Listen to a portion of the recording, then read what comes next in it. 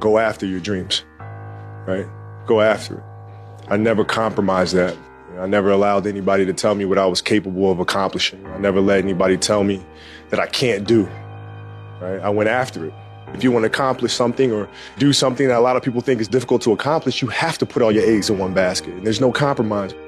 Doubt is such a strange thing. There'll be times where you succeed and there are times that you fail. Wasting your time doubting whether you're going to be successful or not is pointless.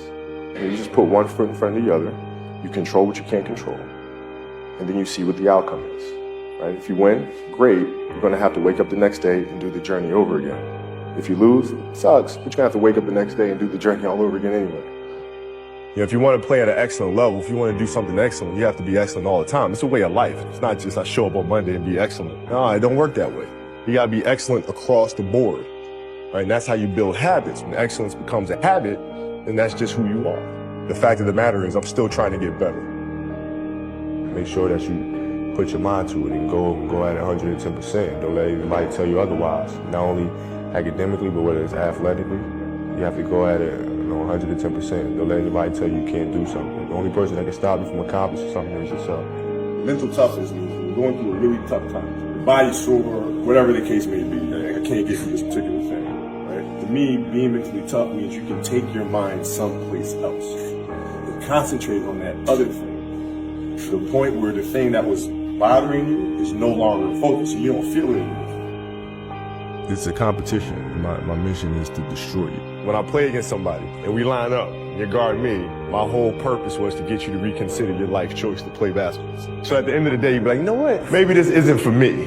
How can I mentally figure out ways to break you down? How can I show you that, no, I have the edge? I'm going to beat you. I'm going to let you know I beat you. I'm going to want you to reconsider your professional life choice. Really simple, man. I'm there to just absolutely demoralize and dominate the person that I'm playing against, the team I'm playing against. You know, and that was my mentality going into every single game, is just to absolutely obliterate this guy.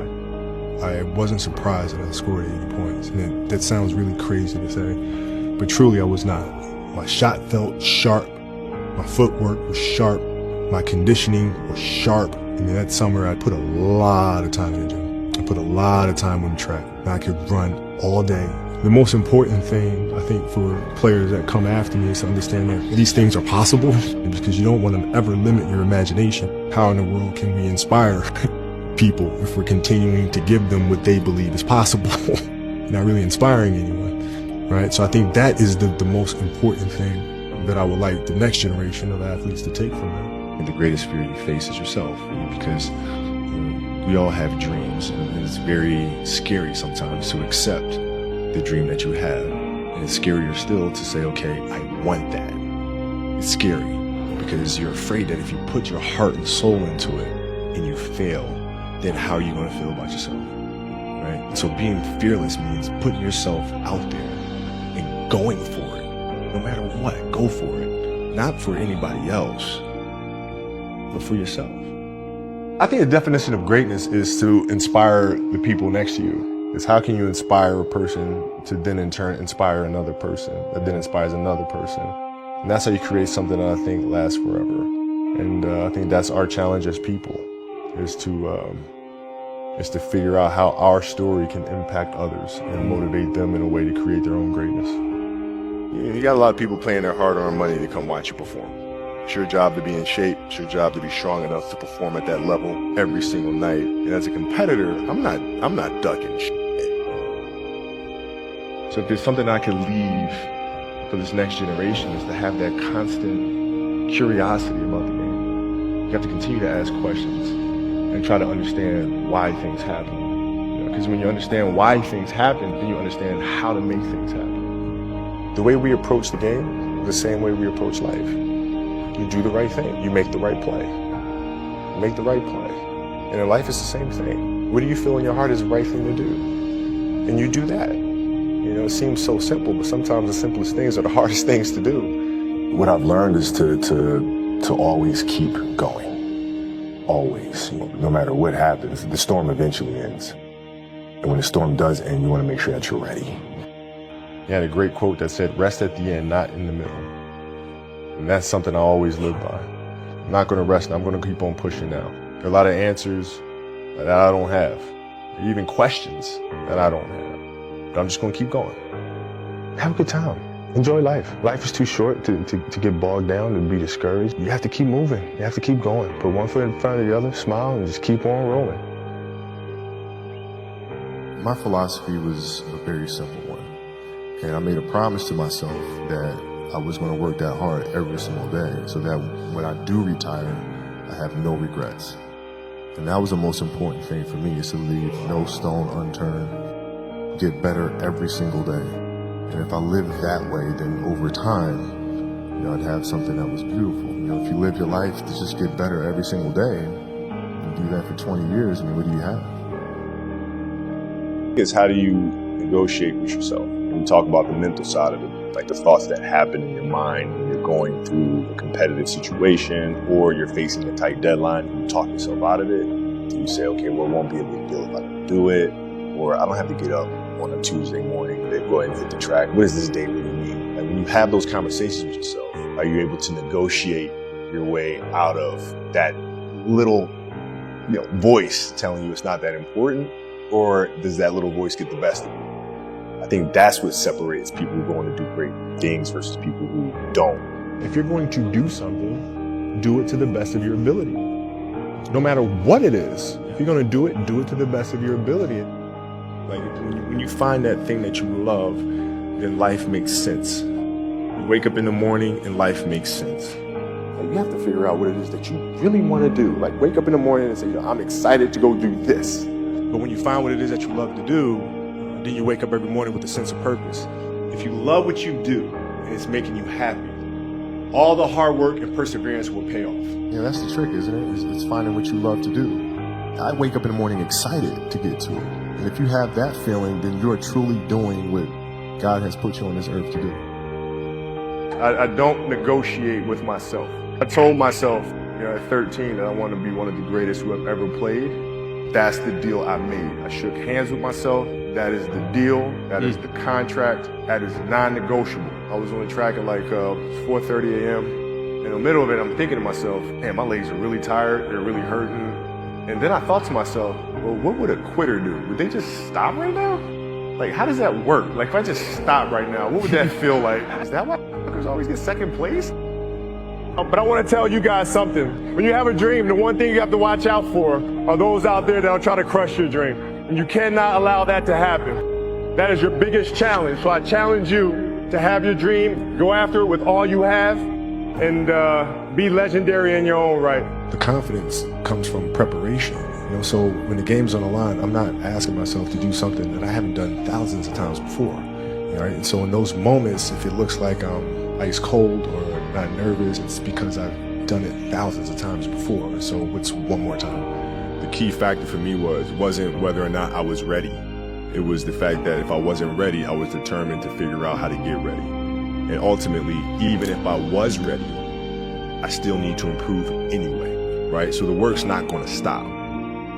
The message is always to go out there and dominate. There's no let up. Once the game starts or once the practice begins, you're in that mode. Everything's a game 7. And when you approach every practice and every game with that kind of mentality, it bleeds into the rest of the guys. And then the rest of the unit has that same approach and that same intensity, but it starts at the top. The most important thing is that you become the best version of yourself. That is the key. Get better every single day. Are you better today than you were yesterday? If the answer is yes, then you're on the right track. That's Mamba mentality. Get better every single day. Sometimes, your body just hurts, your legs hurt, and they're sore. But that's how you get better. The only way that you can get better is by pushing yourself beyond what you believe you're capable of doing. At the end of every day, you look yourself in the mirror and you ask yourself, did I get better today?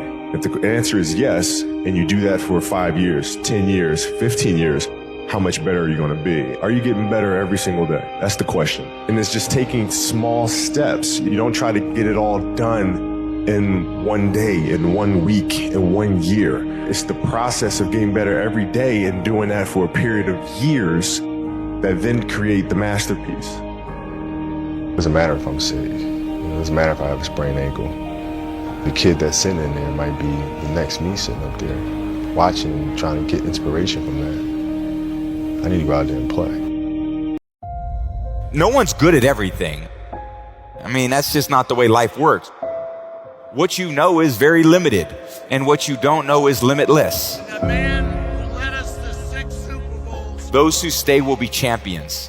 War number 12, the greatest of all time, right here in Tom Brady. If I want to be the best, I got to beat the best.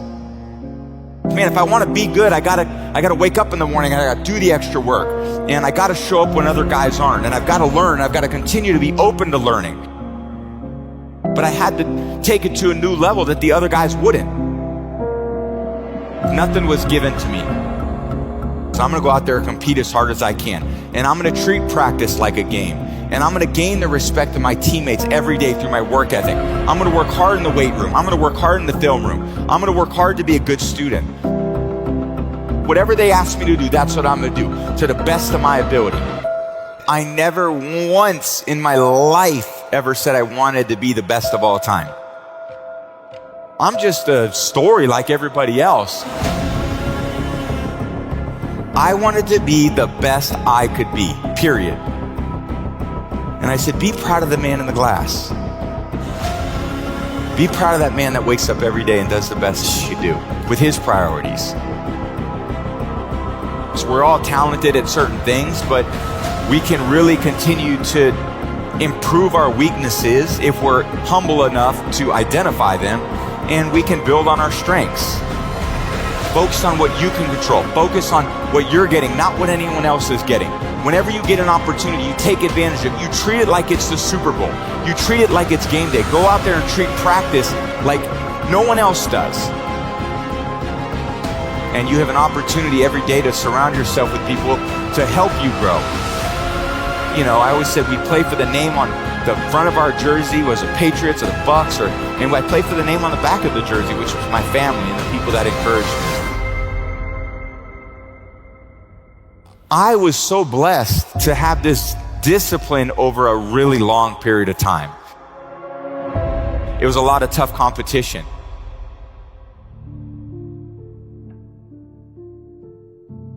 But I was never, I would say, like a prodigy. You know, I wasn't like the kid where you see Tiger Woods swinging on the Johnny Carson show at 2 or 3 years old, and you know his swing looks as good as it did at 3 years old as it did, you know, as he grew older. Or you know, certain players that had this unbelievable prodigy aspect to themselves. I saw myself as someone who probably had some other traits that maybe were hard to identify, but that were really sustainable over time, which was, I would say, work ethic and discipline. There was this discipline that I had that even as 13, 14, 15 years old, where all these other boys were, I went to an all-boy school in the Bay Area, and I remember showing up my first day as freshman year. I didn't have much, you know, hair under my arms or anything like that. I was like, and these other kids came in shaving, and I'm like, what the hell is this? I didn't know how to put the pads on in my pants when I tried out for freshman football. I mean, I had never played until that point except in the street. So these kids came out there, they had, you know, helmets and shoulder pads that they had worn for 4 years. I went on the field and I was like, I'm gonna get killed out here, you know? And my freshman year, I didn't even play. I was the backup quarterback on a team that went 0-8. I couldn't get on the field, and we never won a game anyway.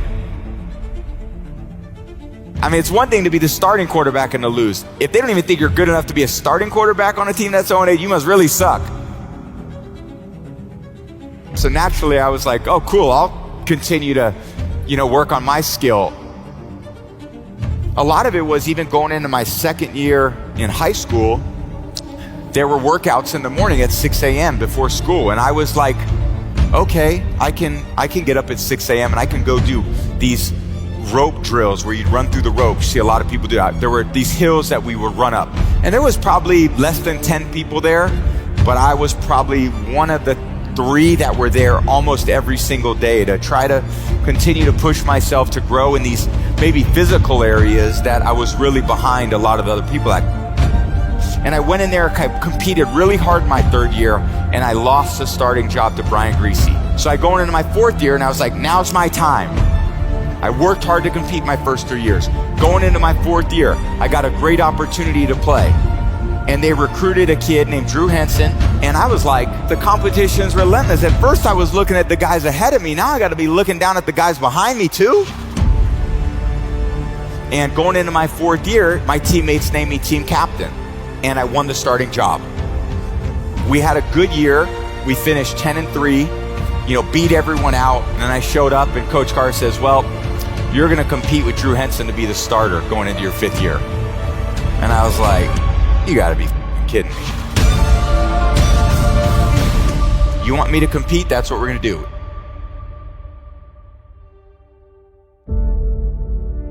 I competed really hard again in my 5th year. Took it to a new level. Thought about my conditioning, my strength.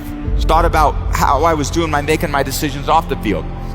I was starting to play really good. And I thought, I'm gonna have a chance. Coach Carr called me in and he said, well, Tom, this is what we're gonna do. You're gonna start. Drew, you're gonna play the 2nd quarter. And I'm gonna decide at halftime who plays the rest of the year. Coach Carr said, the platoon's off. Tom's playing the rest of the year. We didn't lose a game the rest of the season. It was a tough battle for me. It was a tough go. It was tough in high school. It was really tough in college. So of course now I'm going to the NFL draft. And I'm like, all these pro coaches must have seen how good I was. Man, I'm gonna be a 2nd round pick. Round 1, 2, and here we go. 6th round, pick 199. And I was like, all right, I'm gonna make all those other teams pay. Like I said, I wasn't the prodigy. I learned about work ethic. I learned about resilience. I learned about gaining the trust and the respect of my teammates and coaches to name me captain. I learned about how to dig deep within myself, a long way from home without a ton of support. I was so motivated to be the best I could be that I wasn't motivated to be the starter. I wasn't motivated to win the Super Bowl. I just was motivated to give my best, do the best with the opportunity I got, and to never let my teammates down. All those experiences that we think are the hardest things in our life end up being the best experience in our life, because if you approach it with humility and you look inward, they become the best opportunities for growth and learning. But most people could say, man, I want to exercise for one day. Or I want to be more hydrated for one day. Well, can you do it for a week? Well, that's more discipline, right? Can you do it for a month? That's more discipline. Can you do it for a year? That's even more discipline. How disciplined are you to maintain that routine over a period of time? And I think that will determine your level of success. Fame didn't motivate me. I didn't give a about any of it. I always took less money because I wanted a good team around me. I didn't care about going to all these different places and doing those things. I just wanted to be my best. I wanted to go out there and the team believed in me. I didn't want to let them down. If I want to be the best, I got to beat the best.